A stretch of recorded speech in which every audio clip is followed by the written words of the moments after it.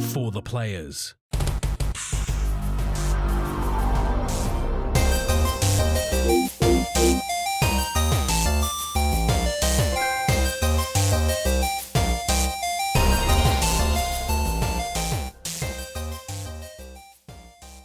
I'm Ryan Betson. I'm Max Cooper. And this is For the Players, the pop culturist PlayStation podcast. For 40 years of playing PlayStation and 6+ years in the gamers media combined, I'd like to thank you for joining us in this PlayStation conversation. This PlayStation conversation happens every Monday morning at 8 a.m. on podcast services, including Apple Podcasts and Spotify, and 9 a.m. on those YouTubes. If you'd like to take part with us in future conversations, please check out our socials: Facebook, Discord, Instagram, Twitter. All the links in the description below. I love saying YouTubes. So dumb. I feel like I'm such an old person. The tubes. The tubes. The tubes. No one calls it YouTubes but us. I love it. If you want to join that PlayStation conversation, wait, which part was it? Yes, as it happens, head over to twitch.tv/thepopculturist where you can watch us record this show live. Where you can see, like today, we were recording way later than we normally did because, you know, Max. I went to the zoo. We went back to the zoo. So what can you do? Oh, rhyme too. Crap, I'm running out now. If you want to support the show, you can. Tell your friends, tell your family about this PlayStation pod. If you're listening to us on podcast services, be sure to give us a 5-star rating and a written review. Or on the YouTubes, like, subscribe, leave a comment below. I endeavor to answer every single comment. If you want to support the show financially, you can. Patreon.com/thepopculture, as well as our merchandise store, popcultures.com/shop, where you can buy shirts and other assorted shit with our logos on it. Final episode of 2020, Max. This year.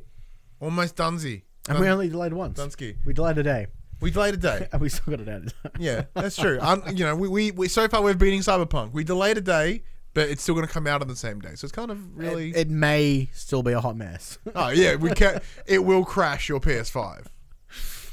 That's hard stuff. Hey, but man. I'm good, man. I'm good. How's your weekend been? Because as we said, we are recording a day later on the Twitch, which makes no sense for everyone that's listening to this on podcasts and whatnot. You're like, I'm listening to it at the exact same time every week. I'm like, I know. I'm sorry. So Max, we had Max's daughter's birthday yesterday, so on Saturday.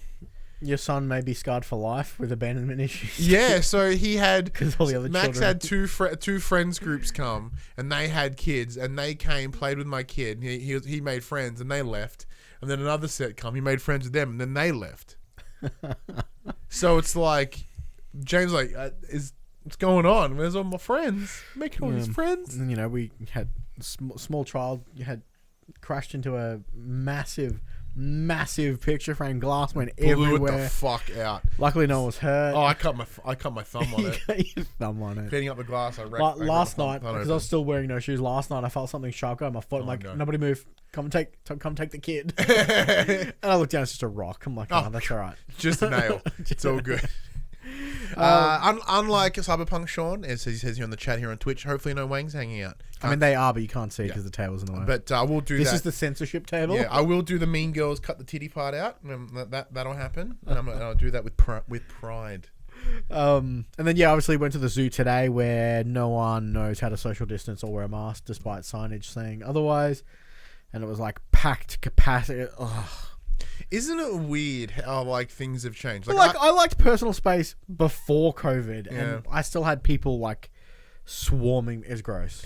It's so gross. It's funny. So where do we go? So we went to the supermarket yesterday, and it was a situation of like, normally there's less people, but because we're right on Christmas as well, it is like just fucking so many people, and it's a situation of like it's no more people than normal. But I'm like, there's so many people here. I don't like this. We almost everyone's up in my shit. Well, like we didn't go to the butterfly house because there was a line of 20 people. I'm like, I'm not going in. Yeah. Like that was one of the main reasons why we went. And I'm like, I'm not going in. There's way too many people. The butterfly house is tiny and it's got a capacity of 67 people apparently. Yeah, because square footage. I'm just like, but you can't walk on that whole square footage. Yeah. There's a tiny little walkway. Yeah, you can't go where the butterflies live. Yeah. So like, nah, peaced out. Yeah. Well, we're in this. Like, we're debating to take James to the Werribee Zoo. Yeah. A, it's open range, and 2, there's dinosaurs there. Well, there's dinosaurs at the big zoo, the Melbourne Zoo now.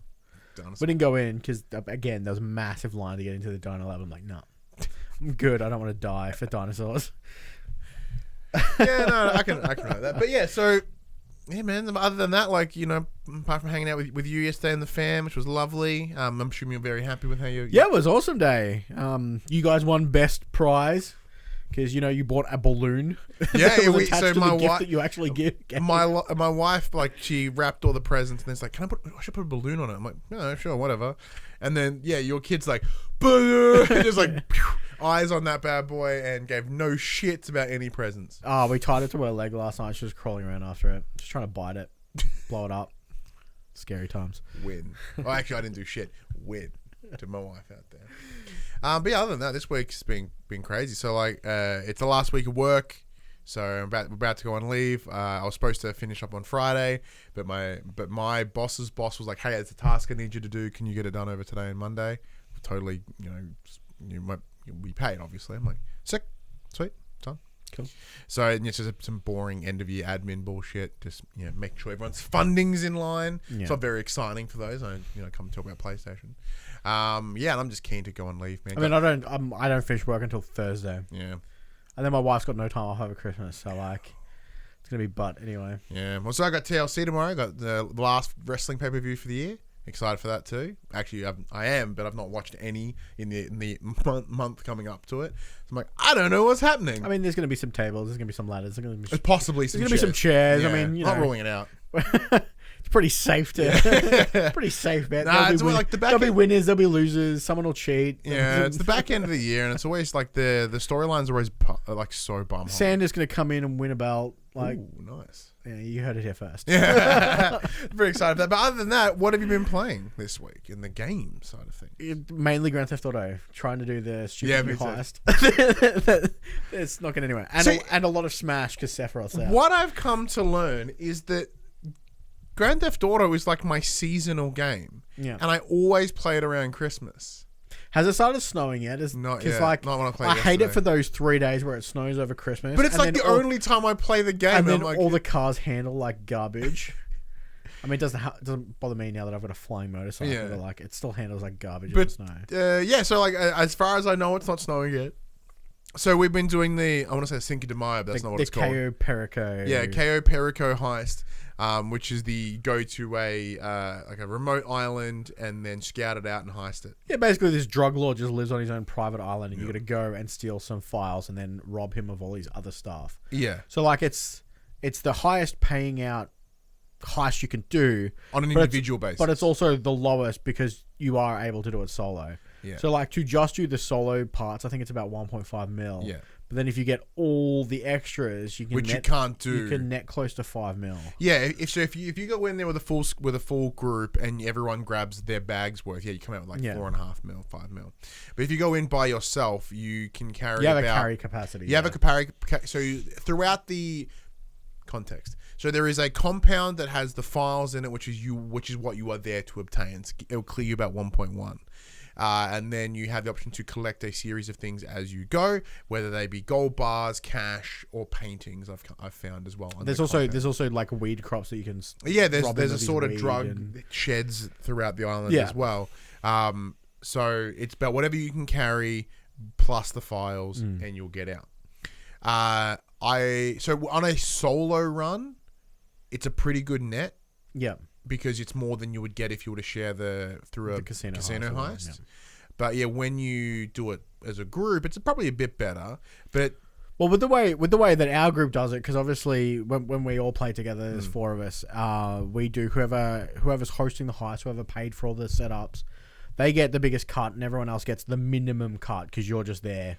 Yeah, but then the idea is we would all then go to a few, and then we just rotate. So like you get a good chunk. Yeah, so like it is entirely fair. And if you choose to not host a heist, well, you miss out. Yeah. It's like you're not like sneaking more than you should. Yeah, of course. Yeah, which is a nice way to look at it as well. Because I know like I've come and helped you guys because it got to the point where we were all doing our own setup missions, and then people were just coming for the final heist, and we're like, well, you don't deserve anything. Yeah. So now everyone just does their own setups, and then we just circle it around and confirm that was me. And Cass. Yeah. And Cass. But yeah, so I've done it. So I've been doing it like entirely solo at the moment. Mm-hmm. The first mission, which is the intel mission, where you go and you scout the island, sucks asshole. Because you've only done that mission solo, haven't you? Yeah. So I did it in a group of 3, so there's 3 of us. And the best part of it is, because if you get spotted, you get thrown back to the party on the island. Yeah, so once again, for context, you come to the island, you land at the airstrip, you get taken to a separate house with like on a little estate. Where there's a party going on, where there's a producer guy who I've seen on those masterclass ads on Facebook 1,000 times. And then Dr. Dre was in the opening scene cutscene. I'm like, what the fuck? I don't know how much I got paid for that 1 second bit. Yeah, so you escape that compound, and then you have to sneak around the island to scout it out. And on that island, there are guards. There are security cameras, and there are guards, and they all have cones of vision that you need to avoid. Sometimes those cones of visions are fucking inaccurate. And they can sometimes just do like the fastest 180s and just spot. Yeah, and they can just see you through walls and shit. I've noticed as well. Because regardless of the building, if you are standing behind a building, but that building is in the cone, you're getting hit. It's bullshit. Grand Theft Auto is not designed for sneaks. So like that's the entire. So I was just getting frustrated. And to make matters worse, when you go back to scout it out again, if you get caught too many times, they just boot you from the island, and everything you've learnt kaput. Which I come to learn because I scouted the whole fucking island and I got everything. And then I got to the end and I was standing outside the compound using the remote. I remoted into the compound just to use the CCTV. Yeah. And I got caught by a heli while doing that. So when I got, and then they just kind of like yeeted me off the island. Saying that though, the third time I went back, same thing happened, but the game wigged the fuck out. And all the guards disappeared because I was in the CCTV mode while it was doing it. I come back, all the guards are gone. I can go anywhere and in and out I want. And I'm collecting things, but they're not counting because the game's like wigged out.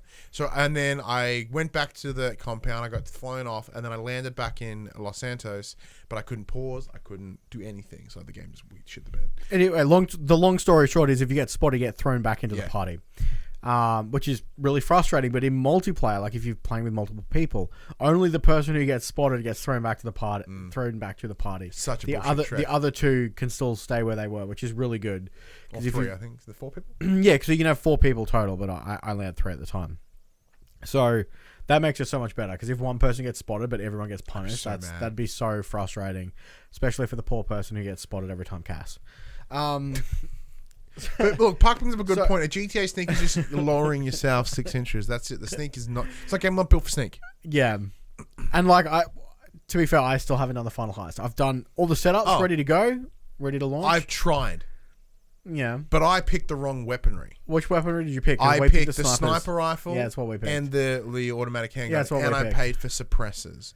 Yeah, it's exactly what we did. The difficulty is, but what was the second you pop one person, somehow everyone just knows. What was your approach vehicle? Because we got a stealth chopper. Oh, nice. I've got 2 options. It doesn't really stealth, in my opinion. Yeah, so I come in by the regular plane and I stash my my guns in the airport hangar. Okay. So you pay like $10,000 and someone will drop them in the hangar for you because you get checked the second you're off the plane. Of course. Go in there, pick them up, wander around. But yeah, the second I fire the gun at all, everyone just suddenly knows I'm there. Yeah. So like, what's the point of me stealthing? And I can't get to where I need to be without taking out people. So they're just giant hive mind, essentially. Yeah, and then like I just keep, but I found they aren't as brutal when you. Did you go through and do all the setup missions of like they don't have body armor? Yeah, I did all that too. Yeah, okay, yeah. So like they get there's a couple side missions where you prevent the import of guns and body armor and support vehicles. Yeah. So that way you can go in there and do what you want, and they take less bullet, whatever, and they have less hard hitting ammo, which is cool. So I got in, I got all the way down to the compound, got through, got in, grabbed the files, grabbed some kush on the way, and then there's heavies just like, hey, what's up? I'm like, you son of a bitch. Yeah. Well, we had that because in one of the side missions, because there's it was basically take out these 3 weapons caches. So I went to one, Cass went to one, Zach went to one. Zach gets to his first, he's like, oh man, this is hard, I can't lock on to anyone, and there's a heavy. And then me and Cass are like, "Oh, we're done. We're done." Yeah, the other two. Yeah, We same just thing. we just sat off the side, just like peppered them with rockets, just not locking on, and we're like, "We're done." What heavies? What are you talking about? I did the same thing. So I did 3 of them, but I made the mistake. Just by coincidence, it went simple, heavy, simple. So I'm like, all right, I got 10 minutes. Let's party. Yeah. He called them druggernauts. That's a good name. So let's get to. So the first one was piss. I'm like, hell yeah, I got like 7 minutes. I can smash this. Get to the second. I'm like, get fucked. And there's druggernauts there wrecking my day. I am just like grenading at his face. Yeah. And I'm like thunk thunk thunk. And eventually I was able to clear it out, which was awesome. I worked out because I think it's like, one of them was a boat. Yep. I just suicide plane. I helicoptered into that bad boy, and that's how I got that one. But yeah, the heist is like fine. It's frustrating. It seemed a lot less set up and a lot less dicking around than that of the casino heist. Which is true. Like I like because I feel like there's like 30 missions for the casino heist. Yeah, and like it feels like an unnecessary amount of stuff. So and I am so impressed that I've been able to do all this so far solo. Yeah, that's the big plus for me, right? Like right there, I'm like hell yeah. Because, there are, like, we obviously play together a lot, but it's very, very staggered. Inconsistent. Very inconsistent is the right word. So knowing that I can do the entire thing solo, I'm like, mint. Absolutely mint. But yeah, other than that, I've been playing a bit more of Sackboy. That's been awesome. That game's really, really good. And I need to add some more clarification to a statement. I also smashed out like 3 more levels of Devil May Cry. Oh, nice. I'm still loving getting to play as Virgil. The game is so good. Yeah. I really wish I had a 120 hertz monitor to like fully immerse myself in the high frames. But I look forward to hearing your step back. Yeah, what's the?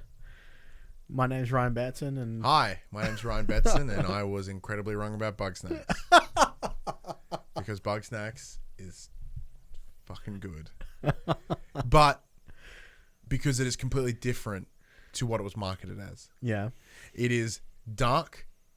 It is really like layered in this awesome like. I wouldn't even say subtext, kind of on the nose in terms of like even mental health and sort of different like same-sex couples and stuff like that. Because a couple in the island have had sort of these little touches, and then there's this big overarching fucking darkness. It's like because as this more information comes out about, so you go there to interview this woman named Lisbeth, or this Grumpus named Lisbeth. She's missing. You got to find her. And then we'll also bring everyone back to the main town and then capture a bunch of Bugsnax, right? So as you start bringing people back, they all start filling in this void of knowledge and you're like, oh my God. Like, what the fuck is this place? Because there's all these discussions about like, obviously what is Bugsnax? What are they? Like they just seem to appear overnight. Like are they kind of aware of the game trope of things just you catch them and they come back the next day? They're like, are they human? Are they animals? Like are they plants? Are they whatever? And like they don't fit any criteria. And then there's a character as well that like her experiment is to like eat as many of them as she can because they transform your body. So it's this weird discussion piece around like transhumanization but like it's in kind of the same way that Cyberpunk really should talk more about what it's like. Are you still human if you replace everything about you to a robot? But they what I'm feeling is they're attacking that more here than they did in fucking Cyberpunk.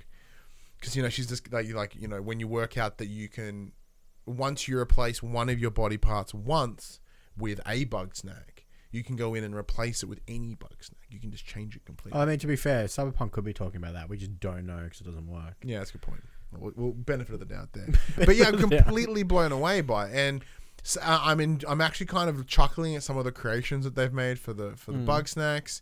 Like they are very much Pokemon-y, which is fine. But some of them, like some of the Bugsnax themselves, are straight up puzzles. How so? Because it's like, all right, well, let's use a standard capture method, which is the trap. Don't work. They'll just headbutt the trap. All right, cool. Well, let's use because then they have little sauces, like chocolate or ketchup. Okay, yeah. And they're like bait. Okay. So if one of them loves chocolate, you cover the trap in chocolate, and they go, oh shit, and then you catch them. And then sometimes you'll need to get them out of the sky, so you'll launch the trap into the air and whatever, and you have this new grabby tool. But sometimes you have to like literally string a bunch of tools together just to make it happen. Or you have to link other Bugsnax together. You have to make them like fight each other in order to catch them. So then example, there is a popsicle, right? So it's two things together. But there is also nearby it is a moth that looks like a marshmallow with wafers and it's on fire. Yeah. So you need they don't like each other in terms of the natural setup, right? So you need to make them fight each other, and then what the fire of the marshmallow would do actually makes the popsicle touchable. So if you touch it, you freeze. So the moth... It sounds too complicated. No, not even. Like the moth thing likes chocolate, right? So you just douse the popsicle in chocolate. It hits the popsicle, and the popsicle's like, oh! And then and you go, yoink! You just need to like take that extra step. Or there are two things called spuddies. They're like little crabs, look like baked potatoes. You need to make them run at each other, and they conk each other out, and then you capture two of them. But you can't do shit unless there's something else you can run into. Oh. There's these little things you don't really anticipate, and there's like a thing it's supposed to be like a cricket, but it's a corn on the cob, and it jumps between trees. So you can't just throw a trap up and catch it. You've got to stun it out of the air. So you get this kind of little trip cannon. So you have to line up this trip rope between the trees. It's like, and then you just grab it. And then so I'm heading into like the back end of the game now, because I'm starting to see all the big undertones of this sort of like ancient civilization that's around, and that's about what I'm gonna really say, because like it's I haven't really dove into that part too much yet, but I've unlocked the entire map.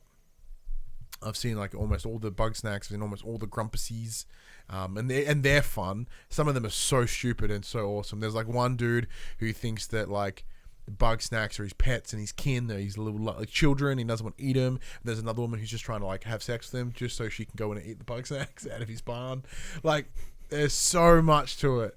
And I think the reason being is I didn't like the advertisement heading into this game, because they were selling it on the cute factor. But if you told me early on, like, it's all cute, but it's fucking dark underneath, I'd be like, go on. Because it's nothing like that. Like, it's nothing like that original song like that. Yeah. If anything, it kind of, when you get a bit more context about the game, like that really lovely like Bugsnax song that's all like high and nice and lovely, I'm like, that's completely misleading. And that's by intention, I presume. And the voice acting is fantastic. Because there's a guy, like the main guy, Philbo, he sounds like Morty. And then there's a random woman named Triffany who has like an accent like Marshall's mum in How I Met Your Mother. So she's funny. And there's a bunch of different voices. And there's a woman named Wiggle who's like a one-hit wonder. So she just dances all the time, and then she'll sing her lines occasionally. And there's one guy's just a grumpy prick. It's so good. And I'm glad that I had to change my stance on it. It didn't make my list or anything because I haven't finished it yet. But because it was a game I gave the year's list. But it completely changed my mind on it. Yeah, that's good. Because I was worried it was me being an asshole, and I played. I'm like, oh, I'm not entirely an asshole. It's not too bad. I'm not entirely at fault, yeah. It's all right. No, but yeah, primarily I've been playing that because I'm like, oh, because I think about it and I'll play it for a little bit, and then I'm like, oh yeah, I'll play some GTA, and like, Bugsnax. And James is enjoying it too. He doesn't know how to play it, but I go away because like you can feed Bugsnax to the other creatures and that changes their face. I leave, I come back, and Philbo's got like a cinnamon scroll for a nose and a fucking hot dog for ears. I'm like, what do you do? Damn children. Where do my snack go? Anyway, that's enough about that. Let's get into the section we call Inform the Players. We tell you about what happened this week. And of course, we are just kicking things right off with Cyberpunk. Because Cyberpunk has been littering the news since last week. It's a situation where I think I may be mildly addicted to the drama. Yeah. So, as we all know, Cyberpunk has been out for 10 days. In that 10... Oh my god, it's only 10 days. In that 10 days, Sony has pulled the title from their digital storefront and have stated they will offer refunds to any digital purchases of the title, which I think is the first time ever, because it was really hard to get a refund out of them for Anthem. which I'd argue was just as broken on launch. CDPR has also gone as far as to release statements that if you cannot acquire a refund through your brick and mortar store, they supplied you with an email address that you can use to contact them with your proof of purchase, and CDPR will endeavor to give you a refund out of their own pocket. I've heard some stories that this is quite difficult to do. Oh, of course, I'm making it easy. I've also seen people who have got refunds out of it, so, good luck. So, the launch of Cyberpunk has been disastrous, to say the least. PC release, however, doing pretty well, considering it does still have bugs and its own issues, but they are nothing compared to what we have been facing on the PlayStation platform. Those playing on PlayStation 5 are having a slightly better time than those on the PlayStation 4 Pros and the baseline PS4 Pros, considering the fact that this game was, designed for those systems. Yeah. It's almost unplayable. Literally. Yeah. In a statement earlier this week, we will receive three major updates. We have three major updates to look forward to. The soonest hitting just before Christmas. I actually believe the patch went live yesterday as they're recording. It did. We have another one 19th, Yep. We have another one to look forward to in January and one more in February. Now, personally, I've been playing this on PS5. And since the patch, I've yet to have a single hard crash. You've had hard crashes every hour and a half. I got as low as every half an hour the other night. And since then, I played 4 hours of it, haven't had a single crash. So, I guess... Woo. Baseline. Absolute baseline. Yeah. In a Bloomberg article penned by Jason Schreier yesterday at time of recording, the article goes into how CDPR are facing hostile staff in the offices. Staff are asking questions of the board during internal video meetings that happened just prior to Sony pulling Cyberpunk from its store. Developers have asked blunt questions about the company's reputation, the game's unrealistic deadlines, and the relentless overtime in the months and years leading up to the game's December 10th release. One employee has asked the board why it stated in January that the game was, quote, complete and playable when that just wasn't true, to which the board answered that it would take full responsibility for that statement.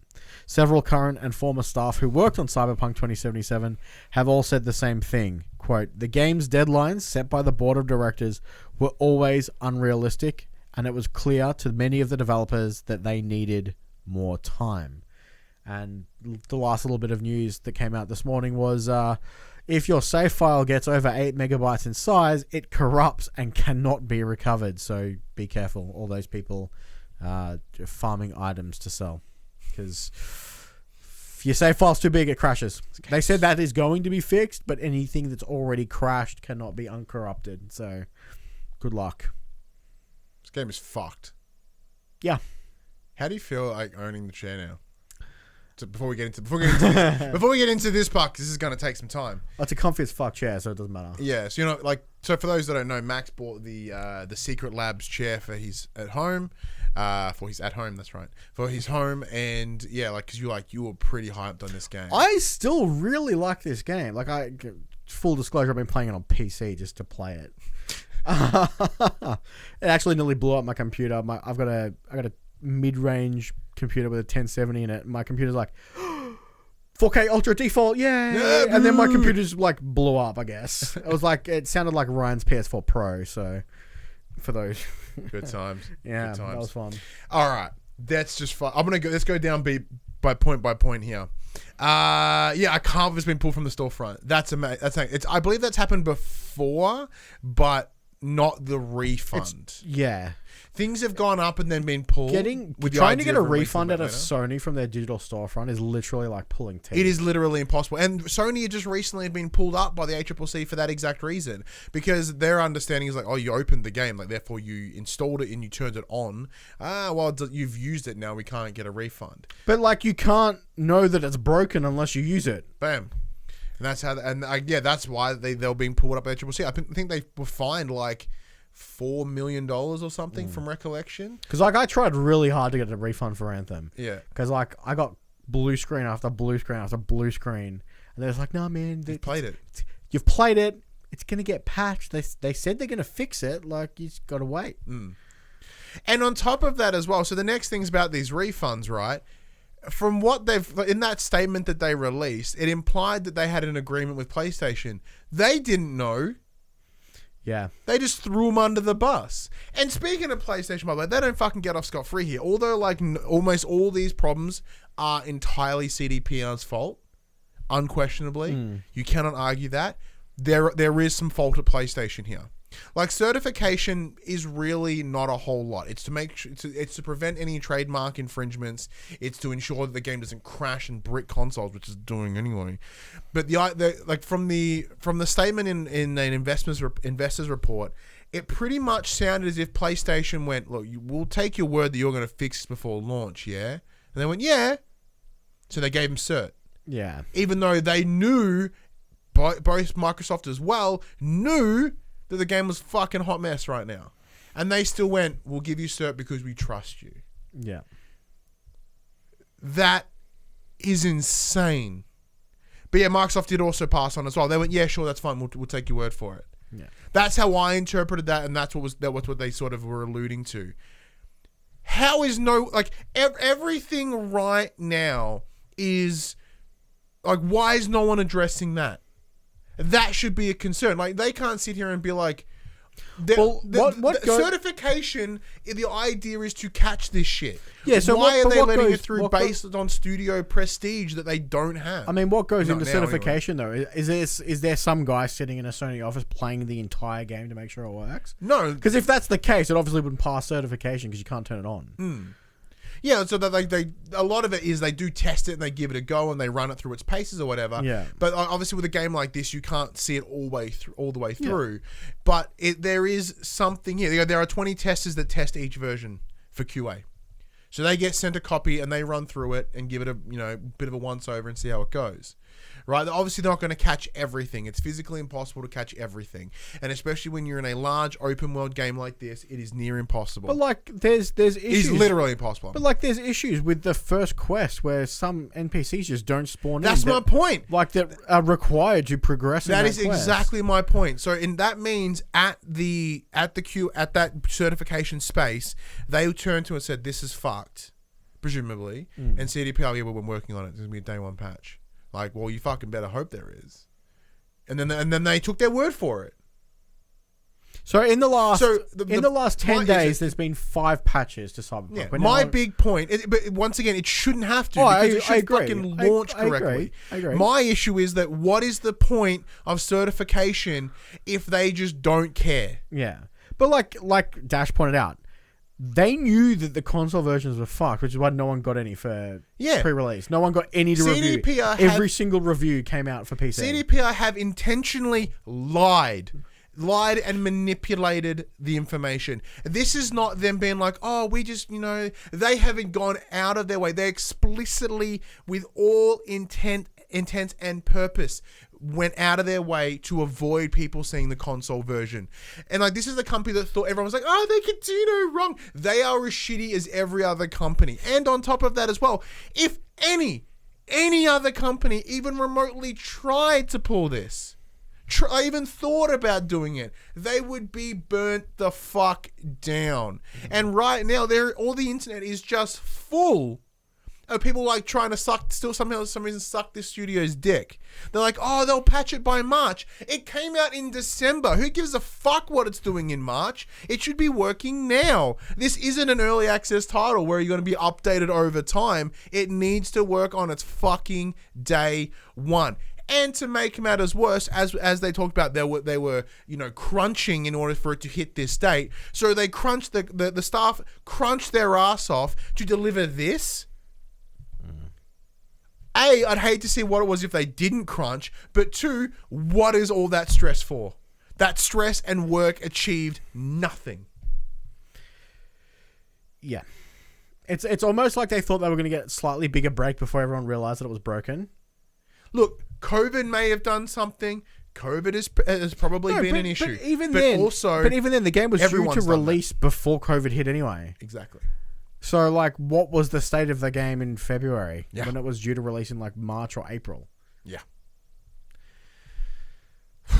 And then on top of that as well, we're seeing those people being like, well, it's not meant to run on those it's 7-year-old tech. Then motherfucker, they should not be selling it on that console. I mean, again, it was designed for that console though. Yeah, it was. Now, like, it's not designed as a current gen title. It was designed for the PS4. Yeah, that's their marketing. Their marketing was like, it runs on PS4. And like granted, you need like a brand new high-end PC to run it half decently on PC anyway. Yeah, and like it's not our fault as the consumer that they wanted to make some fucking what's the game?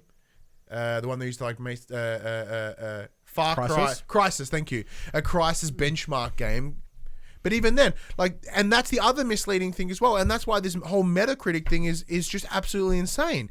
So they gave the review copies. I mean, a lot of this we discussed last week, but it's still been shitting at me. They gave review copies to the higher, like the big guys. Makes sense, right? However, those big guys are the ones that have the beefiest gear. Yeah. And because in any of the reviews, no one disclosed what their gear was. The only person I know that did was SkillUp, because in here review guys, this is my PC, this is what I'm running it on, because he goes, I feel obligated to tell you. I watched, I think, 3 separate reviews, and the only person who said what their PC specs were a blessing from Kind of Funny. Yeah. And he's like, I have a super average PC. I super don't know why they gave it to me. Yeah.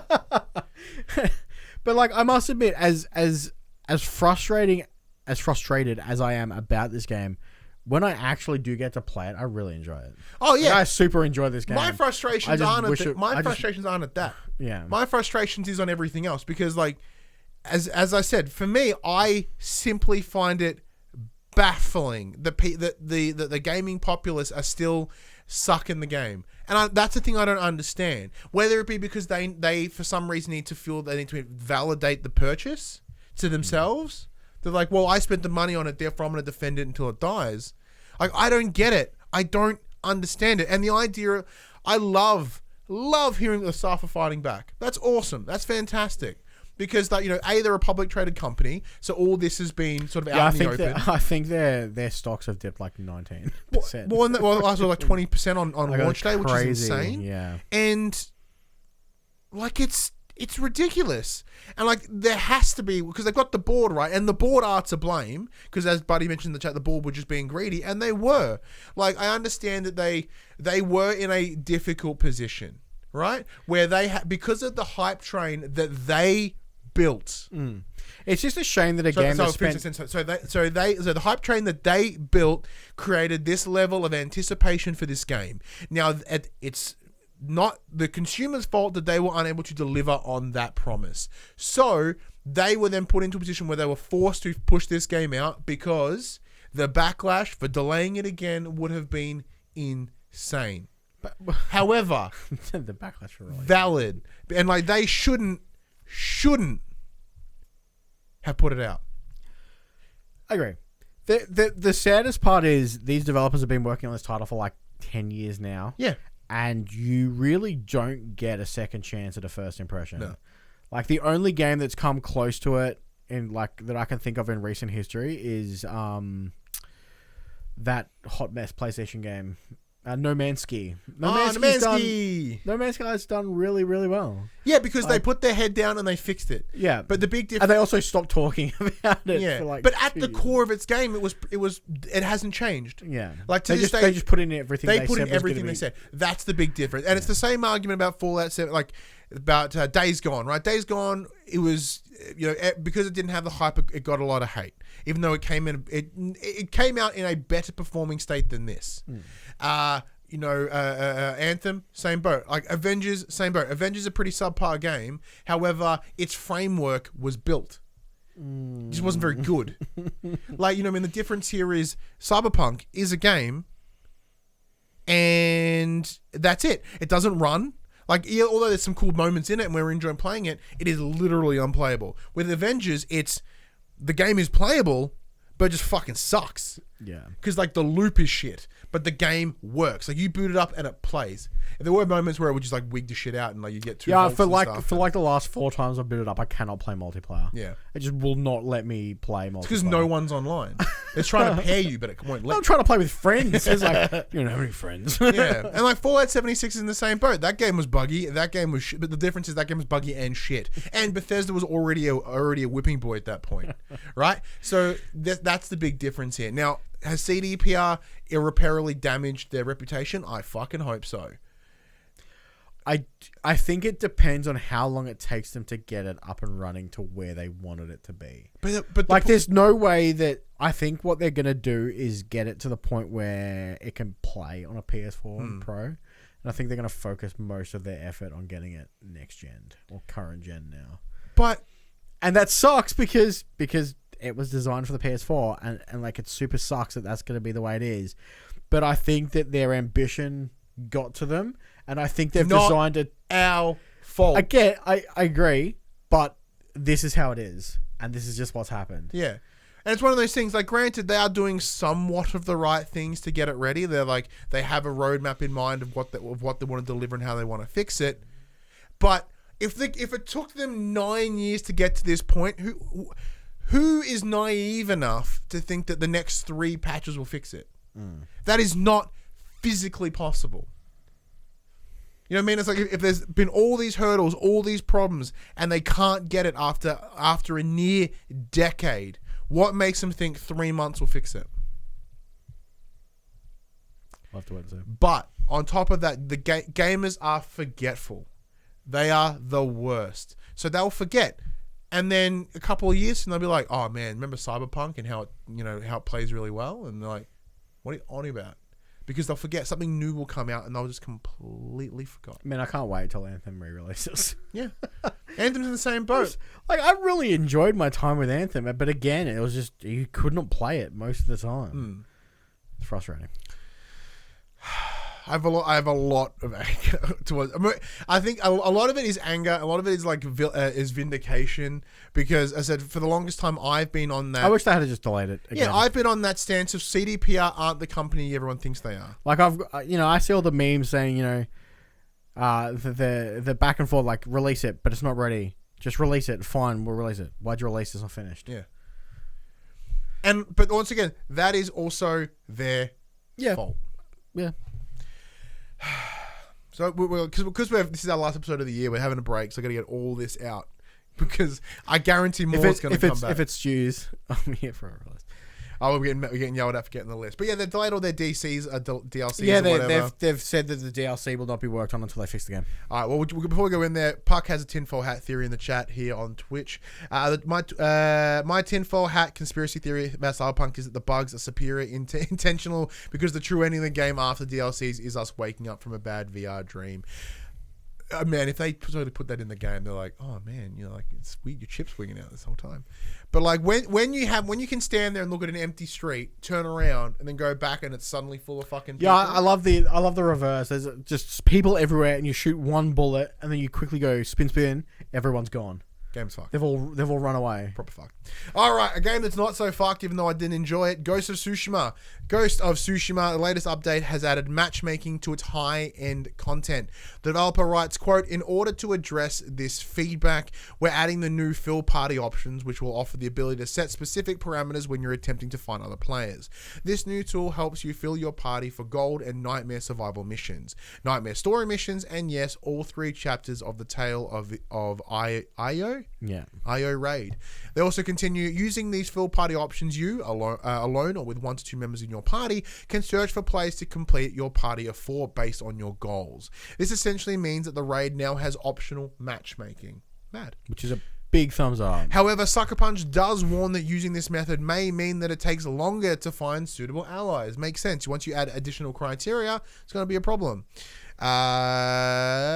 That's my spot. That's because other players will have to match your exact specifications. Also added to the Legends multiplayer for a limited time is armor sets inspired by God of War, Shadow of the Colossus, Horizon Zero Dawn, and Bloodborne.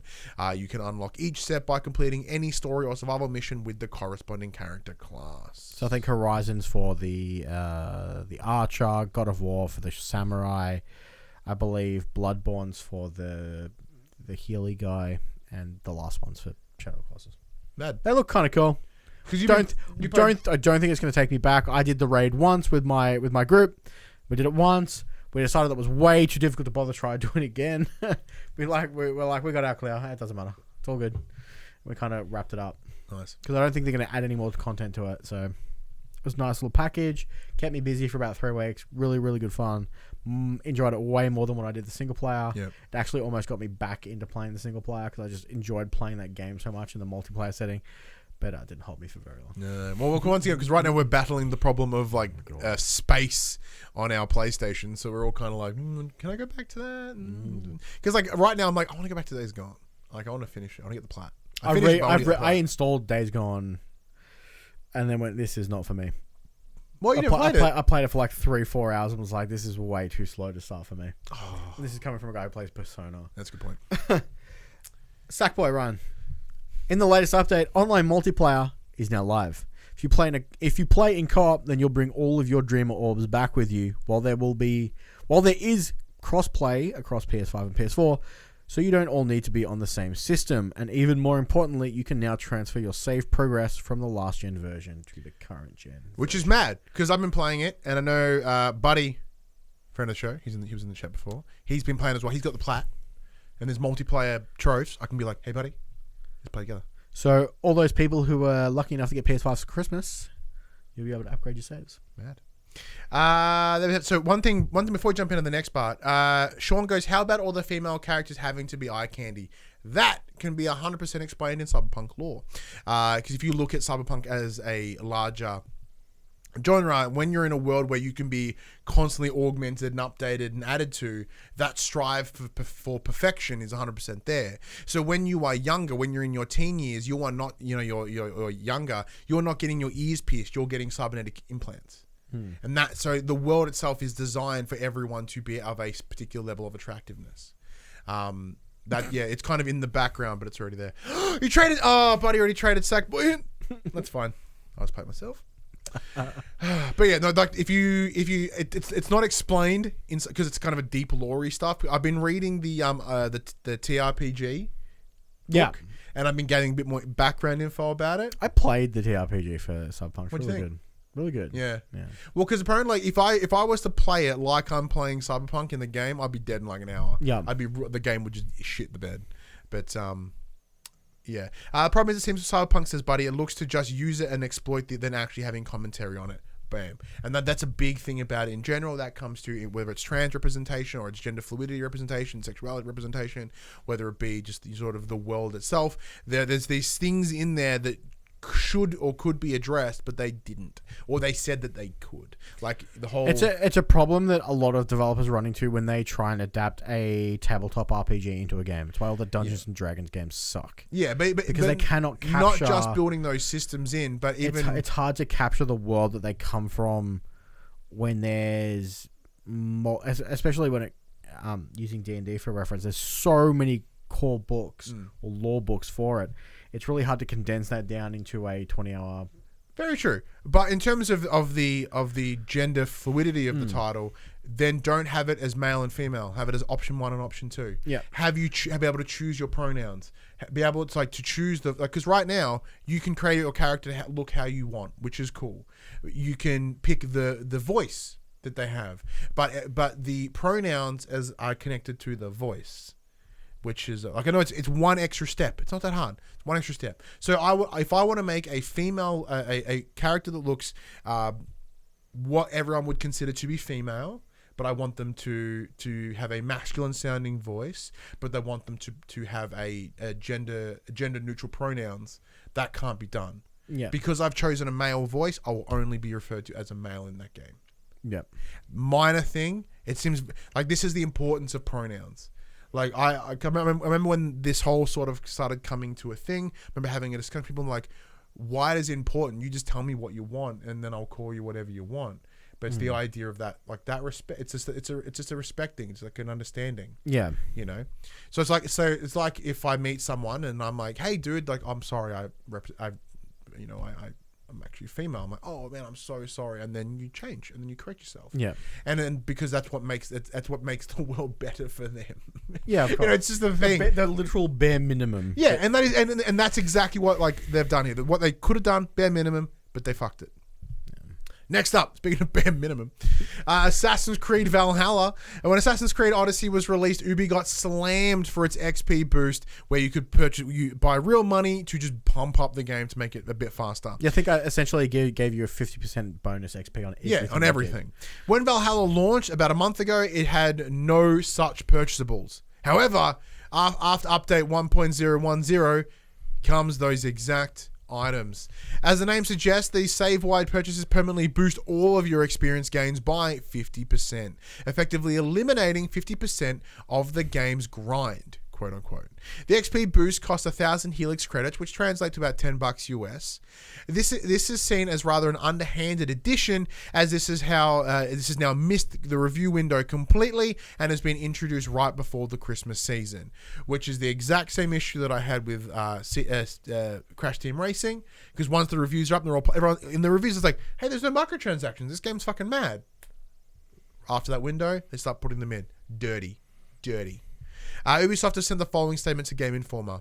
Quote, as more and more post-launch content becomes available, we want to give the option to players to advance their progression. Utilities allow players who lack the time to fully explore the world of Assassin's Creed Valhalla to be able to acquire the game's best gear, as well as other items. By accelerating their progress, for instance, these players can purchase maps that uncover some interesting locations in the world, but would still have to visit and play them to get their rewards.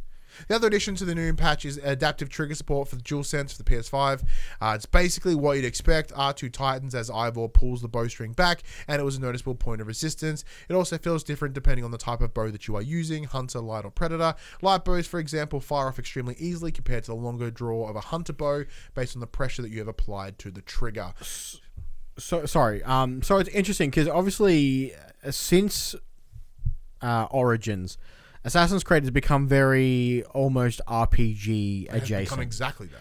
And the worlds are getting bigger and bigger. And because of the way the game is structured, there is essentially a million side quests and the core story. I can't speak. Some people just want to experience that story, and it was almost impossible to do without that XP boost. Yeah, because they would intentionally block off area like level gate areas. Because you wouldn't gain enough levels from just doing the MSQ to progress. You'd have to go and grind out side missions. And some people don't want to do that. Some people don't have the time to go and play side missions. They just want to experience the core story of the game. So on top of that as well, what makes matters worse here is it's the artificial lengthening of titles. Same thing was seen in Odyssey, where like they've intentionally added this plump so they can claim the game. Yeah, it means like 100 and something hours, which is not a good thing, might I add, at least to me specifically. Where Assassin's Creed Valhalla is still in that same length. It's like 60 something hours. Yeah, which is ridiculous. Like, why can't we just have good 20, 30 hour games? Fuck, come on. Fuck. But you can finish the main campaign in a reasonable time, but then in order to do anything or everything, you've got to really fucking go ham on it. And that's a bit bullshit, just personally. And adaptive triggers like, you can do bows now. So once again, bare minimum. I mean, that's what everyone assumed that the adaptive triggers are going to use for. Yeah, it's literally bows. The exact example they gave us every time. It's like, you're going to feel it in the bowstring when you pull back that bow. Like, I do wonder whether it's got the rumble as you sort of run through run through mud or grass, whatever. Like, but I haven't played it in a little while, so I'm not too sure. Like, I really enjoyed the game when we were playing it. And I've gone back a couple times since, and I'm still kind of enjoying it. It's probably going to be my Christmas break game. Yeah, but I'm never going to finish it. No, fucking I'm going to have to. Quick bits. The Last of Us 2 has netted the PlayStation 4 Game of the Year in the community voted PlayStation blog poll, and this year we saw 2.5 million votes cast in total. Damn. So the fans have spoken. Last of Us Part 2 Game of the Year. Death Stranding has added Cyberpunk-themed DLC, but only on the PC version. You get like a fancy bike and you get the samurai jacket and stuff like that. Hopefully it comes to PlayStation. It's weird that it's only for the PC. I'll pull the game, but they'll really put that tie in. And according to the creator, Geoff Keighley, viewership was up an impressive 83% year over year for his Game Awards. But the most impressive number that he saw was the 8.3 million concurrent viewers.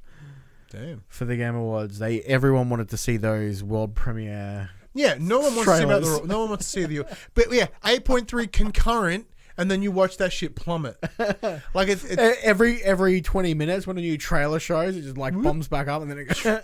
yeah, and then like even though I quite Don't like. get me wrong, like 8.3 million is a pretty impressive number. Yeah, certainly for like a YouTube for a series of streams. But like, is that 8.3 on YouTube or is that 8.3 on Twitch and YouTube and Facebook? And like, if they added it all together, I think they added all the streams concurrently. because it's one of those things. Once people started seeing that Last of Us was just cleaning up, the like the second Abby one, that the Laura Bailey one for Abby, I guarantee that plummeted to about 2 million. Yeah. Personally, like once again, I think she totally deserved the role, and I think 100%. I think she deserved it. I like that she won because it's kind of a fuck you to all them peoples, and I like that too. Hang on. Where'd you hide the? There you go. Here's the top 10 best-selling games for the week ending on the 13th of December on your PlayStation 4 because they still won't release a PS5 list for some reason. Because there's 10 games, so they're all in it. Yeah, that's a good point. Number 10, Red Dead Redemption 2. Number 9, Crash Bandicoot 4, It's About Time. Number 8, The Last of Us Part 2. Number 7, Grand Theft Auto 5. Back in there after probably the heist. Everyone got going a little bit. Well, it wasn't in there last week. Yeah, that was the first. It was crazy. Number 6, NBA 2K21. Number 5, FIFA 21. Number 4, Assassin's Creed Valhalla. Number 3, Spider-Man Miles Morales. Number 2, Call of Duty Black Ops Cold War. And number 1, and this week alone, number 1 is Cyberpunk 2077. You'll close that bad boy down for me. Yeah. Thank you very much. Also, to add to the quick bits, season 1 has started for Call of Duty Cold War, so there's updates to like everything. Love it. Warzone, 2v2 maps, raids back in it from Black Ops 2. It actually made me re-download the multiplayer, and then I realized that I didn't really have the space for it. So Yeah, I had to take it off. It's today. probably getting deleted again very soon. Yeah, mine's over there in the box. I'm ready to. I think I might go trade it in. Alrighty. So before we get into our Game of the Year lists, one thing that we did at the start of this year, Max, was our fantasy draft. This way, where Max and I picked 8 games each from a short list provided to us by the community over on Facebook, and then that was the pool. Then we gave it a go. This is what we got. So we just said we each picked 8. We using the we picked 1 each, and then the rest were picked from the community. Yeah. Then on top of that, we were using the Metacritic scores. Now I went back through today, so it's the scores as of today. Okay. So as of today, the 20th of December. So not from day one, because I think there's been a good amount of time. That sucks. I think I lost points on Persona 5 Royal then. Yeah, I think you totally did. All right. So here is my my 8 from my draft pick. It was The Last of Us Part 2. It had a score of 93. Doom Eternal with a score of 87. Resident Evil 3 Remake with a score of 79. Marvel's Avengers with a score of 67. MLB The Show with 83. Little Nightmares 2 with a nothing because it didn't come out this year. It's coming out in Feb. Predator Hunting Grounds with my lowest score of 56. Shit. And then Dreams with 89, which that's gone down as well. That was in the 90s at time of release. Yeah. All right, so that totals me at 554, and we divide that by 8 because Little Nightmares was on the list. I'm averaging 69.25. I'm so not betting that. Here is Max. Max's first pick was Cyberpunk 2077. It currently has a Metacritic rating of 55. Final Fantasy VII Remake with a score of 87. It's gone down. Yeah, it's gone down. Watch Dogs Legion with 70. Oh, that's not bad. Ghost of Tsushima with an 83. Persona 5 The Royal with a 95. Oh, yeah. Iron Man VR with a 73. Dragon Ball Z Kakarot with a 73. And Vampire the Masquerade is not coming out this year. Or next year, so probably. It got scratched. So your spread is a lot more around the same area as mine. Compared to mine, which mine was a little bit more shaky. But you finished off with a total of 536. So that's less than my 554, but with an average of 67. That's not bad. So on average, Cyberpunk let me down hard, man. yeah, Cyberpunk really fucked. Can me. we use the PC one? It's No. got like 90. No, we can't. So it worked out pretty much way closer than I anticipated. Yeah, damn. Cyberpunk really. But it let me also down. makes sense So that like many ways. 7 is the average score for games because we got 6. I got 6.9 essentially, and you got 6.7. Yeah. And Iron Man VR. Oh, terrible. Yeah, we shouldn't have gone through that pool. All right, now we're going to get into our main section here. This is when we talk about our games of the year. We have created 4 categories. One being Game of the Year, of course, followed by Best Independent, then the Worst of the Year, then our Best Game of Not This Year. Also, I got 69. Nice. Good point. Nice. Yeah. All right, let's get this out of the way. Let's go Game of Not This Year. Okay. So my 3 are Control, Horizon, Did you only play Control the first time and this year? Death Stranding. I replayed all of them this year. Oh, you replayed them? Yeah. Okay. Replayed all of them this year. Oh, in that case, I'm going to add some more to my list then. Because I went to games I played for the first time this year. I played one new game this year that wasn't of this year. What and was? it's definitely not getting on my list. What was it? Days Gone.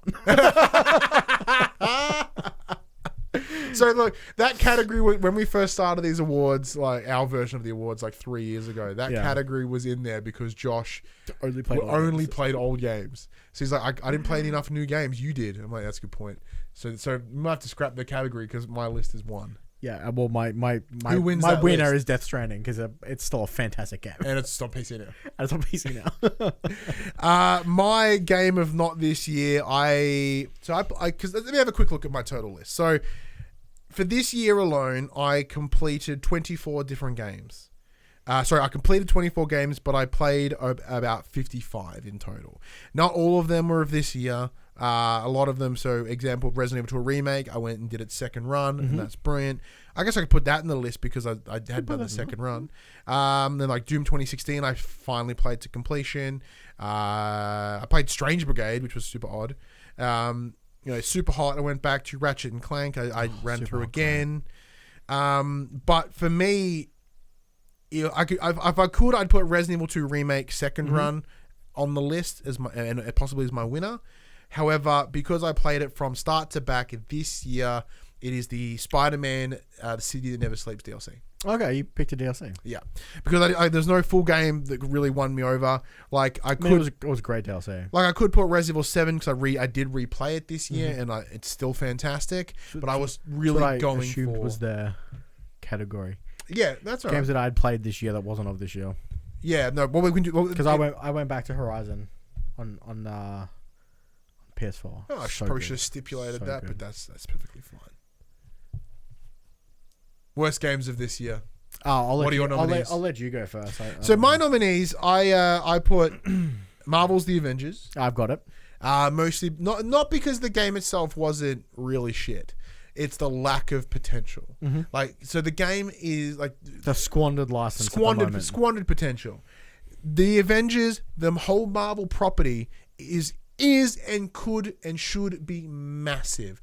You have a litany of characters and villains, and you could do so much with it.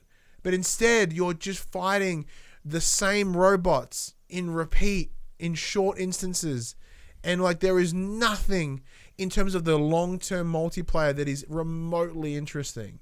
The main campaign is kind of cool if it wasn't being phoned in by all the voice actors. Aside from Kamala Khan, who I found interesting, there's nothing bringing me forward. Like I didn't finish it because I was like, Because even in the campaign, like although there is a story and there are moments of really awesome, like that opening Avengers Day cinematic thingy with Kamala, when you're like, there's a lot of humanity in that because you're seeing the Avengers from a fan in this world, and that's amazing. It's like because like in the idea of them being larger than life is, in our world, people are fans of superheroes, but because of obviously they're in comics and movies. But the idea of them physically being in person and capturing that awe and mystery and wonder, that opening cinematic was brilliant. And then the game just kind of sucked ass from then on. Next up was WWE 2K Battlegrounds. With no mainline 2K wrestling game this year, mostly because Ukes has since left and gone off to make AEW's wrestling game, WWE were pretty much not going to have a release. However, earlier in the year, they were like, no, we're going to bring out WWE 2K Battlegrounds. It's a cartoonishly looking, very similar to like, All-Stars back in the day. It's a more arcadey fighter rather than the simulation one that they had released before. At the time, I'm like, this looks like ass. And then just before release, I randomly got excited about it again for some reason. Probably because I just know there was a game coming. Played it, bumhole. Is really not very. It's really, really not very good. And there's a couple of reasons for that. A, it's repetitive, and there is nothing about it. Like, there is no free flow choice. There's no nuance to its controls. There is no nuance to its controls. So the idea is you jump into the match, and then it'll be like, if you want points, you have to do the following, and it'll tell you what to do. So it's essentially like having a bug in your ear, going, do this, do that, do this, pile drive them, pick them up. Kind of like the real WWE one. No. Once you're in the ring, you do what you want. But like, if you're a commentator, you're gonna have someone yelling in your ear hole. But like, it doesn't have that the ability to plan. Or you can go in there and be like, all right, you've thrown me out of the ring. I'm gonna get back in the ring to this and that. It's just, and you can just spam it. Like, my son can play it and can win. He's 4. Like, granted, it's a great game for him to start like meeting wrestlers and like seeing them and going, okay, I now know who the Big Show is. I now know who Akira Tozawa is.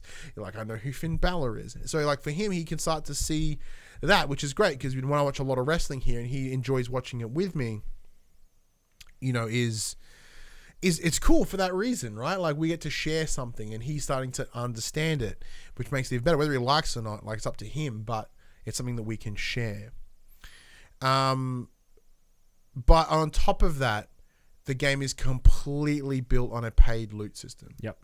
Like, every character, aside from the main, like, you can unlock them through the campaign if you want to just punch it off in the dick for a couple of hours. But even then, all the ones that you want are all paid. Yeah. Whether it be in-game currency, but once again, the discrepancy between the in-game currency and the purchasable currency is staggering.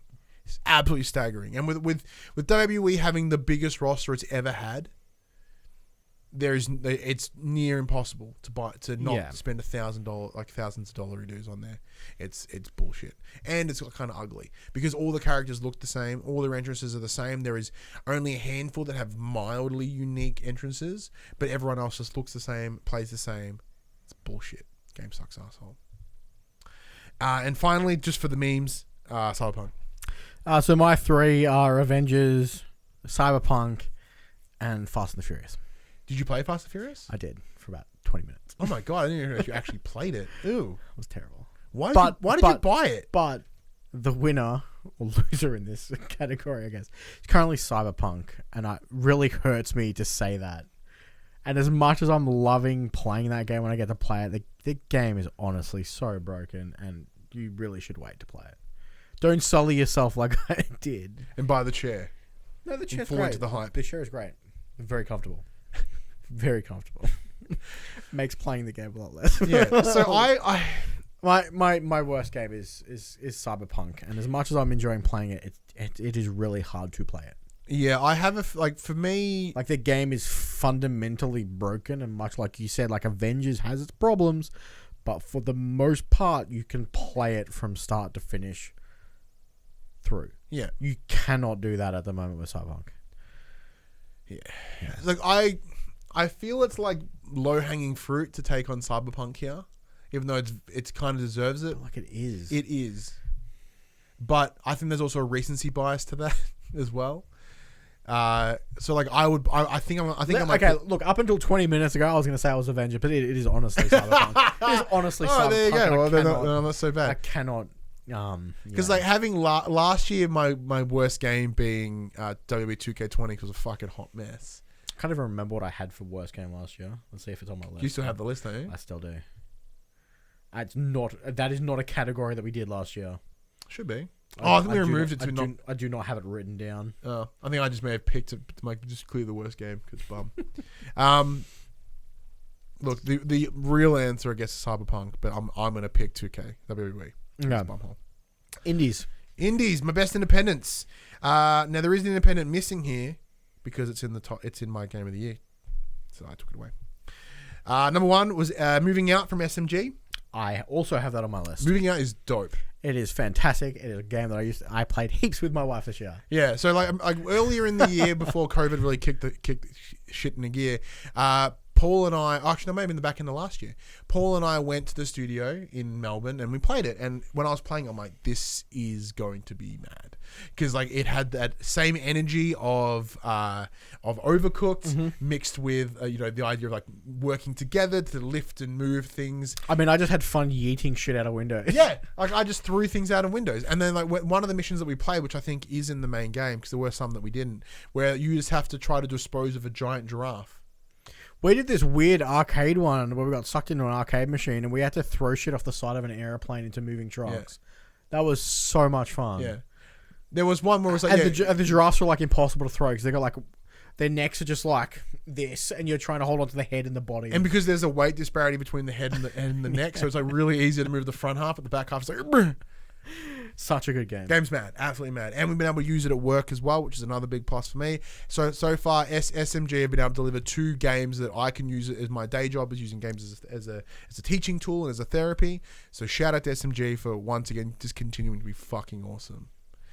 They're fantastic. On that list as well, I did have 2 Point Hospital because I played that and I laughed my ass off playing that game just because all the silly disease names they come up with, and it kind of hit this nice little sim management part of my brain where I really liked building the hospital, making it as efficient as possible, or at least getting 3 stars and then fucking off. I spent a lot of time with that in the middle part of the year, and then I came back to it again a little bit later when I was sort of sitting on the couch like, oh yeah, 2. And I ended up remote playing it to my phone. I was just playing it in bed, and 2 Point Hospital was fantastic. And my final one was Skater XL. Because Skater XL kind of channeled all of the fun of Skate, but added some complexities to it, which were well loved. And like once you sort of teach yourself that hurdle of control, it makes the game so much fun. And the only thing that the game I felt was missing was a lack of direction in terms of lack of like a campaign or a story or something like that. However, the game wasn't it's about very much that. just a free skate. It's a free skate. So like as someone that was from a skater way back, like you would go to a place and you would scout it as a spot, right? You'd be like, well, how could, like, even though I didn't have the skill to do it at the time, still don't. You'd be like, well, if I could, how would you tackle this set of stairs? How would you tackle this box? Like this thing. And the game did that. So I'd boot it up, and I boot up quite frequently. It's just my game that like I sort of get me into the gaming mood. I boot it up and I go, all right, well, cool. Well, we're in the mega ramp. I'm like, all right, well, there's the big rail. I want to see whether I can 360 flip on it to a nose grind to like indie grab off it. And then I'm like, cool, well, let's add some variant to it. And then I'm just adding slight little changes to it. And it's fun to really hone and practice those skills in the game as I go. And then now I believe there's new maps and levels coming through, which is fantastic. And yeah, as Dash says in the chat, the game did sort of get lost once Tony Hawk returned. But it was interesting playing Tony Hawk the whole time. I'm thinking, I'm like, yeah, but because like I transitioned to skate long before Tony Hawk died. Game, not him. But for me, I liked the creative freedom of this a little bit better. Yep. For my indies, I have Moving Out, similar to you. I have a game on my list that I'm surprised is not in yours, unless it's the hidden one in your Game of the Year list. I have Cook Serve Delicious 3. Oh, no, it's not in my Game of the Year list. And the last one, I have Spelunky 2. Oh, Spelunky. Spelunky 2 is so good. Shout out to you putting Cook Serve Delicious on there. I played it for like an hour and it was actually kind of cool. It's awesome. It was kind of cool. But my winner is Spelunky 2. Very narrowly beating out Moving Out. Like very narrowly beating Moving Out. So what is it about Spelunky 2? It's just... It's chaotic nature to a degree, and it's hard to explain. I've been having so much fun with it. It's one of those games that keeps bringing me back. Yeah, so the original Spelunky, I remember getting on PS Plus once, and I was like, oh yeah. And then the second one, I was like, oh, I should probably check it out. They just jacked everything up. It's on consoles? Yeah, it's on. Yeah. Because the other one I want to play is a couple of weeks ago. Oh man, the other one I want to play is Rogue Legacy 2, but it's only on PC right now. It's also in early access. Yeah, that's not playing. Like super early access. But yeah, so for me, I should probably say the winner for me was Moving Out. Yeah, it's Unquestionably. so close. Moving Out, like Yeah, it's a shout. Yeah, so why Cook Serve? okay. These were almost all of the indie games I actually played this year, Oh, okay, it makes more sense. except for 2 Point Hospital, which I played on PC, so I didn't feel like it. I should put it in my list. Yeah, then they put Death Stranding on this list. Yeah, but I also play that on PS4. So Big boy. here we We're go. gonna go 1 for 1. 1 for 1. So I've only got. How many did you pick? 5 because you told me 5. I did tell you 5. Hang You on. said 5 for the big one and 3 Oh, well, for the actually, rest. that's helpful. Then it means I can add some more games to it that I really really enjoyed. All right, you go first then. All right, my number 1, Immortal Phoenix Rising. Yeah, man. Yeah, I'll put that on my list too then. Okay, because that game Yeah. is fantastic. I'm almost finished it. It's so good. It for about 2 weeks after we got it, I could not put it down.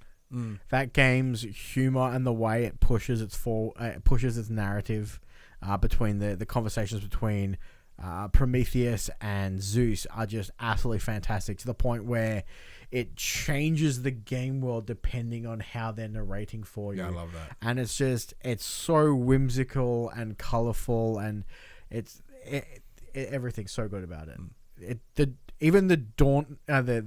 open world is so daunting to begin with, because there's just so many collectibles to pick up, but like they never feel like a chore to go and get. Like, the game's rad. Yeah, so the reason sorry to cut you off That's real right. quickly, but with such a massive open world, they really go. We get that the world's massive. Here's wings. Here's how you can traverse super quickly, so it's not an issue. Yeah. You can get on a horse. You can do this. You can fly. You can do this. You're good. Don't stress. And they give it to you straight away, so you don't have to dick around. So when I made this list early this morning, I also did mine this afternoon. I looked at it and like Immortals, I was like, ooh, okay, no, I can't put it in my top 3. I'll push it to the side. And that's why when you're like, oh yeah, I'm like, oh yeah, fuck yeah, of course, because like it is in my top 5. Yeah. But because I was an idiot and I didn't take my own fucking information, it's about the top 5. I left it there. But yeah, no, for me, I loved how. When it sets up, as you said, there's like, it just gives you everything right off the bat, but not in like a hi, here's everything. It's like it gave it enough. Be like, here's everything you need. Here's the wings. Here's your speed. Here's your heavy attack. Here's your light attack. Here's your bow. Here's everything that you will need, and you probably won't need. You just upgrade shit from here on, and you just kind of wander on through. Enjoy it. Have fun with it. Buddy, Immortals is way shorter than Assassin's Creed Valhalla. Yeah, like stacks. Like stacks shorter. If you've got like a week to play both of them, play Immortals first. I think you can cap out at about 25-ish hours. I think. Yeah. Like I certainly. I'm at 22 hours and I'm like right at the end. Oh, I'm at like 15.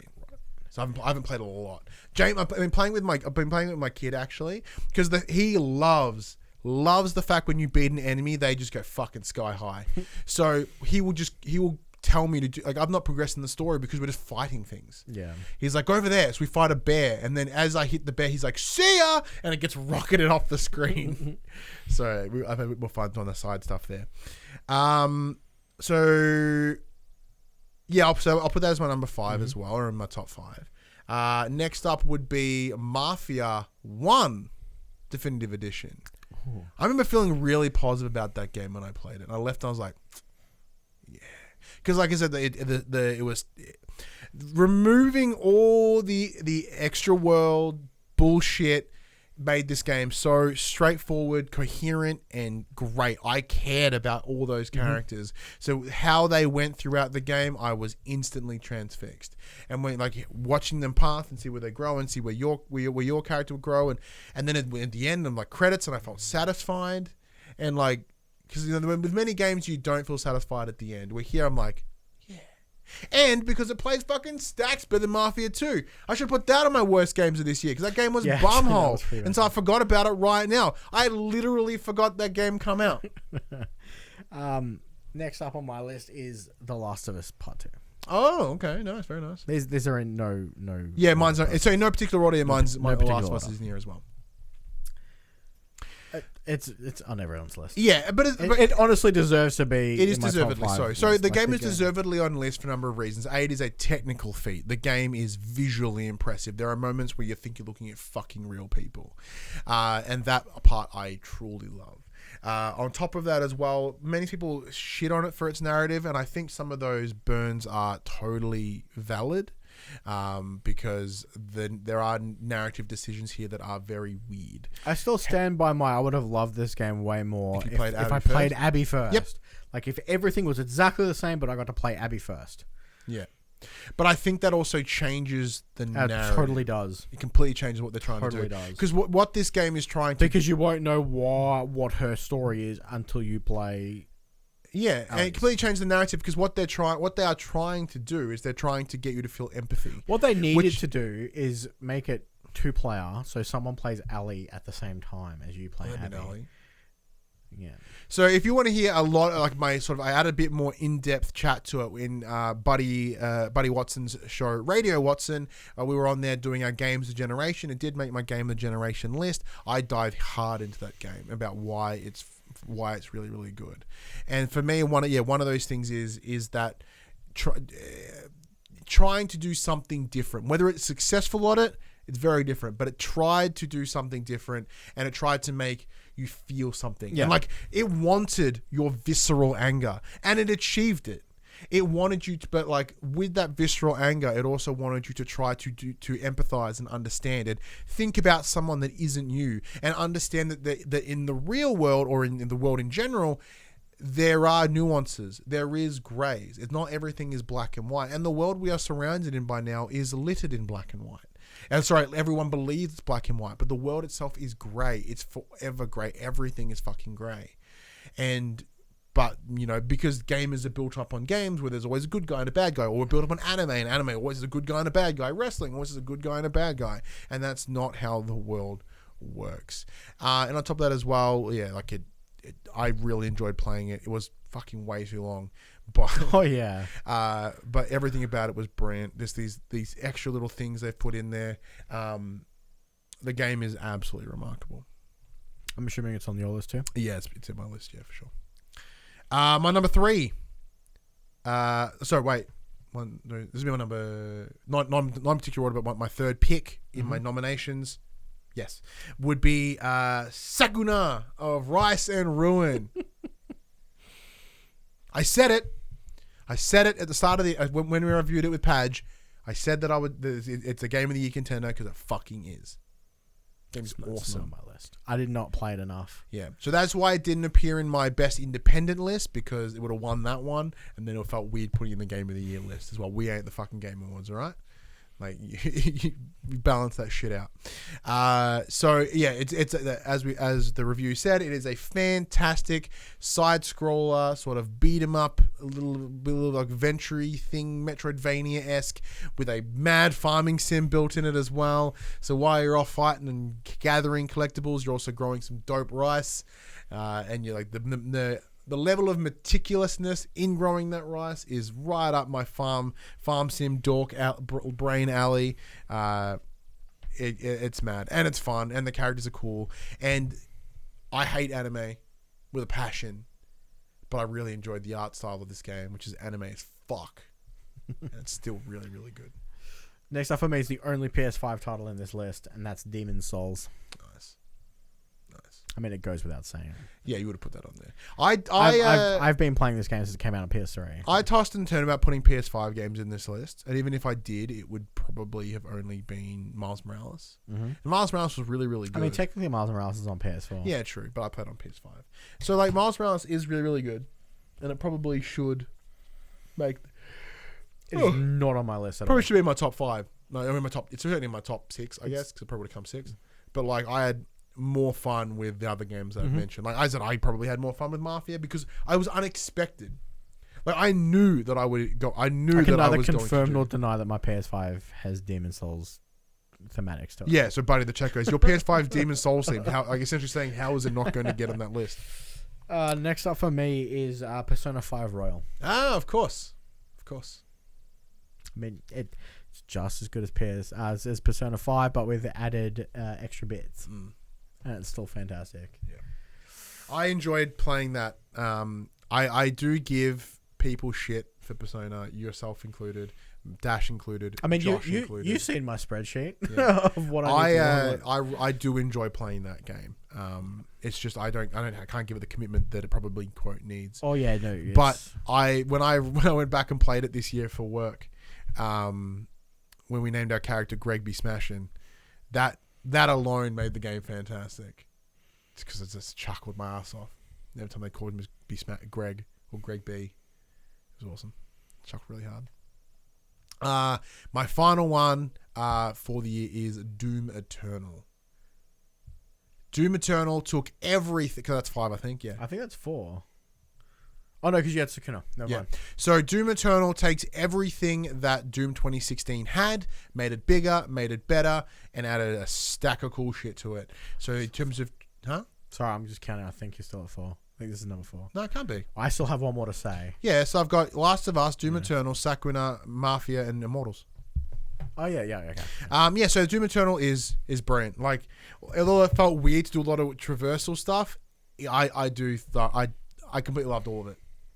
Like the campaign was also like a bunch of nothing because I didn't really care about the story. I just wanted to go in the different rooms and shoot things. And I loved that they stepped away from the hallway arena that they lost from the original. That they had from the original, which is essentially what Doom and those early id Tech games are built on, like Unreal Tournament and stuff like that.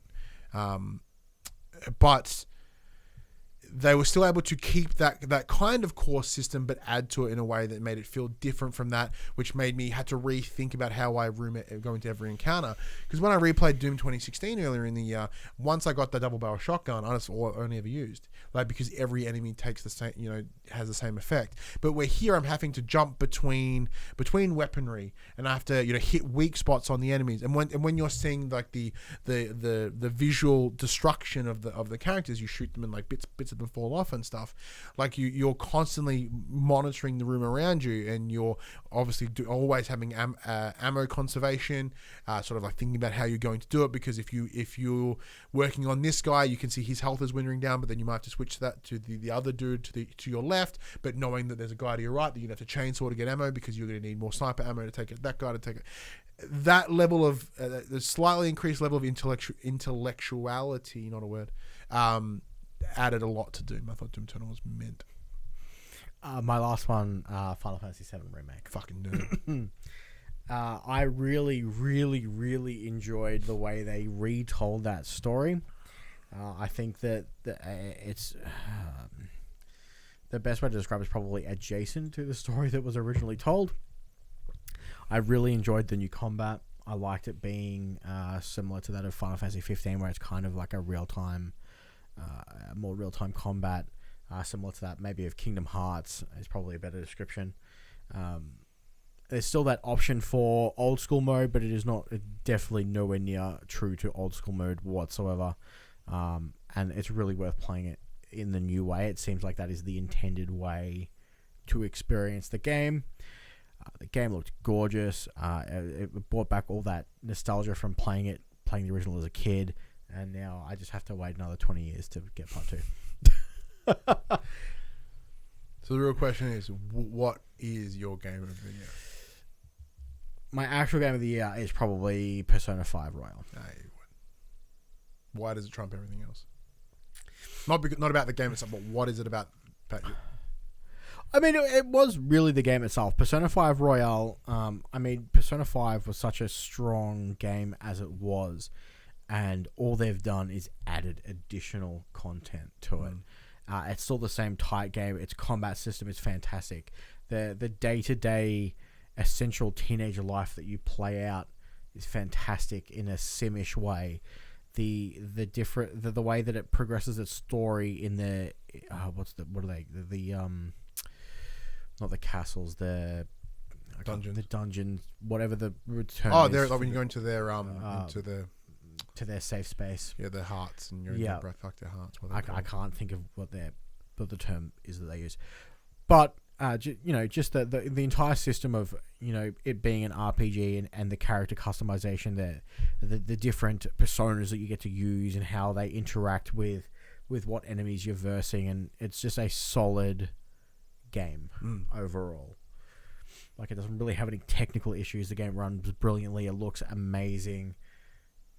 It's just, it's one of the best RPG games that have come out in a very long time. Yeah, because kind of a cheat, because like Persona 5 was already mad. Yeah. And then they kind of added more shit to it. Yeah. So it's kind of really easy for you to make that choice. I mean, Final Fantasy VII, I must admit, was really, really close. And like I said before, you know, the way they told this new story, or retold this new story, was really fantastic. But it is just a part 1. It's not the full game, and until you see it as a whole, it's really hard to judge on it. Nice. What about you? See, that's the thing. This year was incredibly hard for me to make this list. Yeah. Like I played like 50 something games this year. Predominantly new and games that dropped this year, and as well as some older ones. But I couldn't help but shake this feeling of apathy towards all of it. Whether it be the games, the games that I played the year as a whole, and I'm going through this list, and I'm just like I can add that. I can look at it from that review. It's funny, for the last couple of years, you've had a very easily stand out, no questions asked, this is my number 1 game of the year. It's the game that I've most enjoyed this year. Yeah. Why do you think that this year's different? I don't know. Could just be me. Because like you've changed a lot this year compared. I have to changed a lot this year. Yeah. Previous years. Yeah, and like there's a lot of things that have changed this year, like, whether it be physically. It's like I don't think me losing weight though has really changed that, but I mean like there's a lot of growing that's come with that, and the world around us has been a straight up dumpster fire, and I think that's played a part. Because when I was looking back at the games that I played this year, Dreams came out this year. I swear that came out 2 years ago. Feels like it, doesn't it? But you know what I mean? And like I think that's part of it. I think there is that. Why did double check twice that Persona 5 Royal actually came out this year? Yeah. And it's gnarly. As I said, like I'm looking at these lists, and I remember reviewing them, and I remember how I felt when I played them and at the time. But whether it just be because this year has just been surviving, like nothing's really kind of sunk in.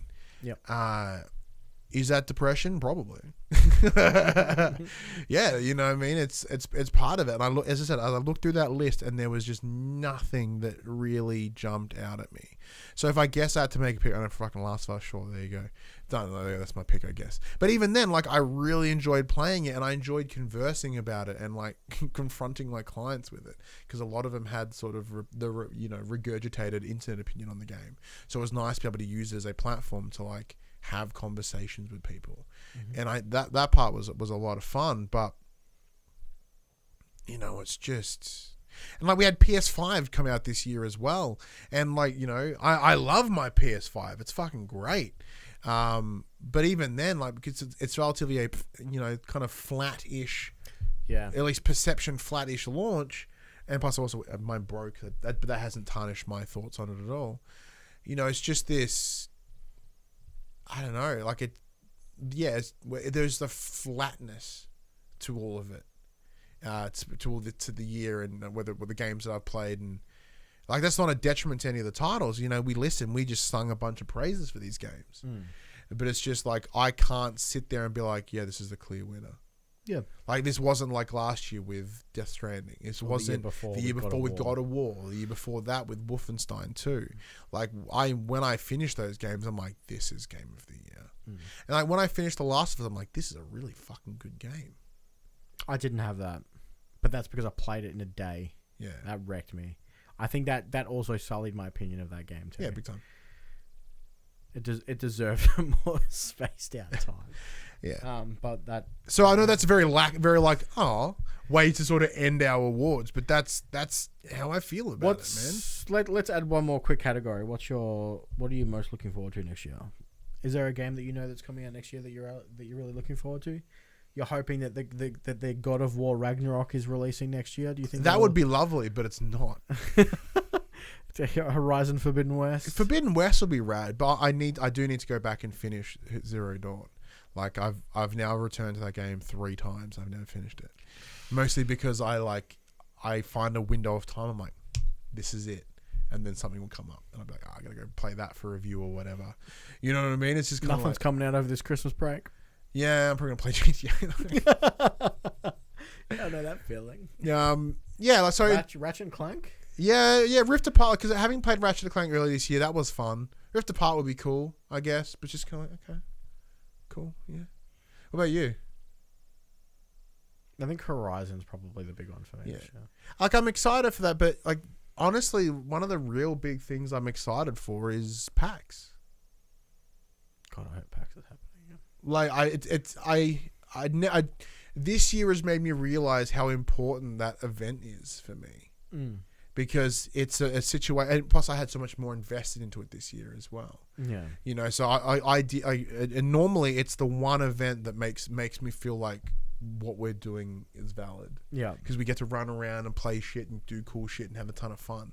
And meet friends, like see friends we never see once a year. Like I see Buddy and like, you know, like Simon who lives in Perth, and you know, like all these people around this country, we all come together in one moment, and it's fucking a great weekend. Yeah. And I love that weekend because it becomes entirely what that place is. And yeah, it's as Buddy says, if after the rules coming PAX, I'm giving you a hug, and I'll take that hug because I want to hug every fucking person because there is such a good energy. It's this feeling of collective happiness.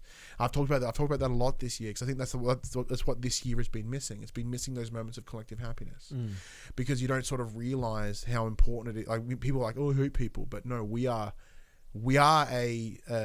as a race, as a species, we are a community-driven species. And when we've all been thrown in isolation or been forced to do things online, like, yeah, online is still technically bringing us together, but it's not how we were designed to be together. And then on top of that as well, because like, you know, my whole weight loss journey this year, I've now lost like this close to 30 kilos. So it's over 20% of my body weight.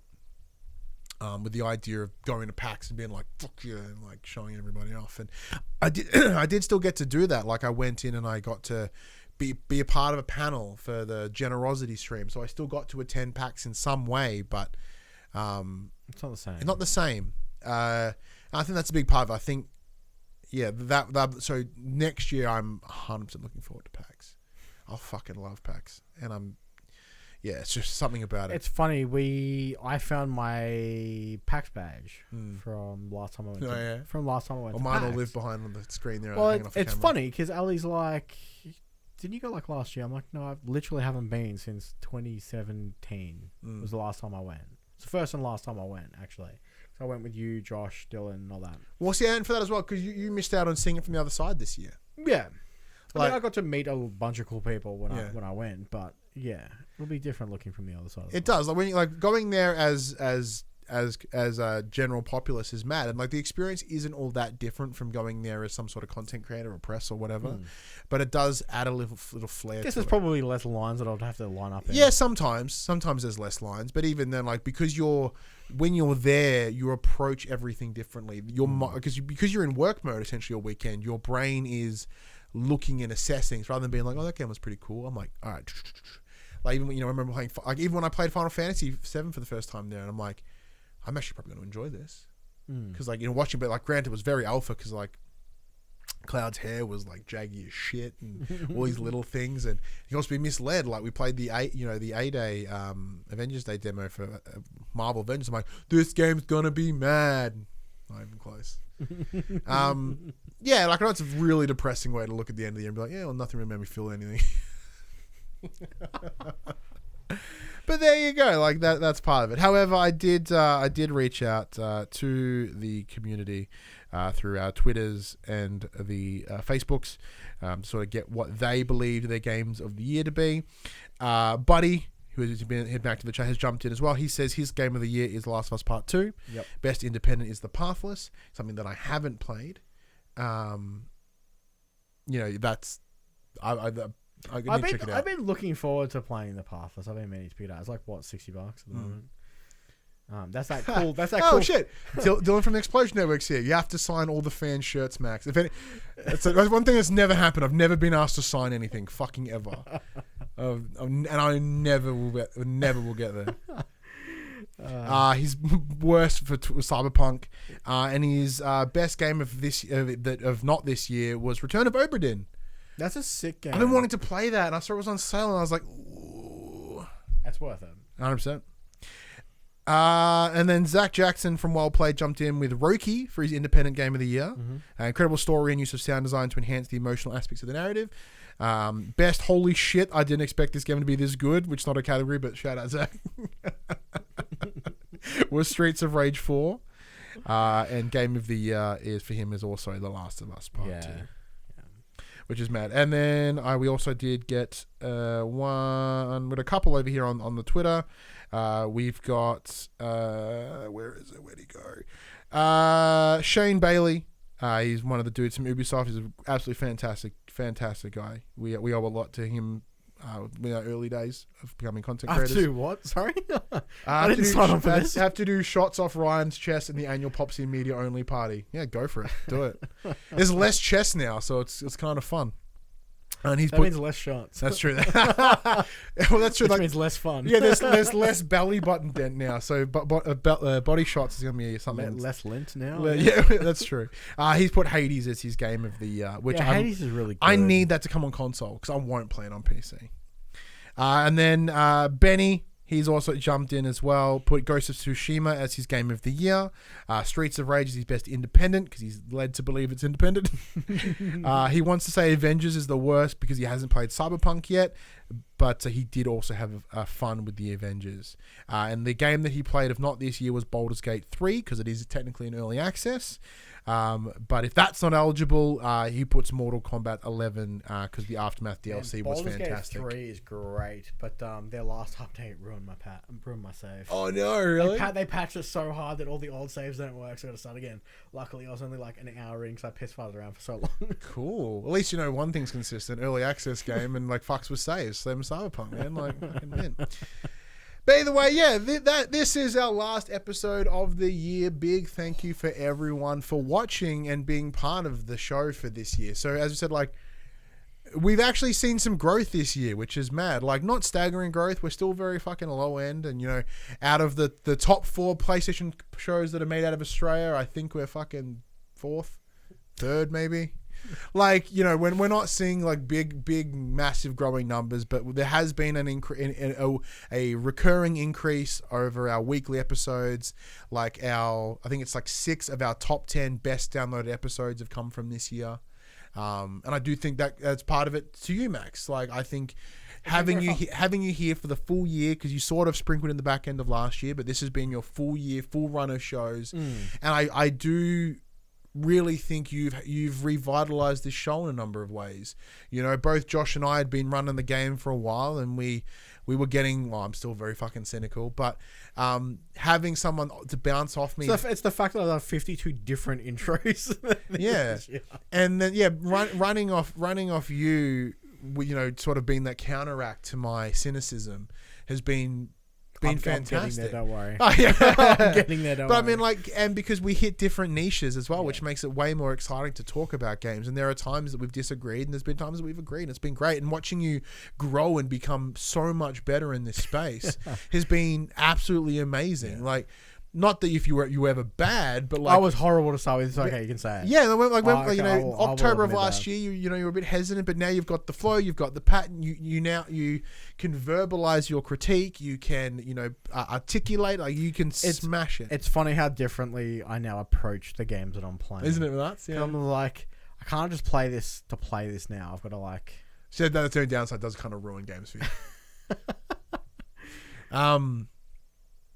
Yeah. So, no, you should be very proud of where you've come in the last year. Like, granted, I know that this is, we are so small time.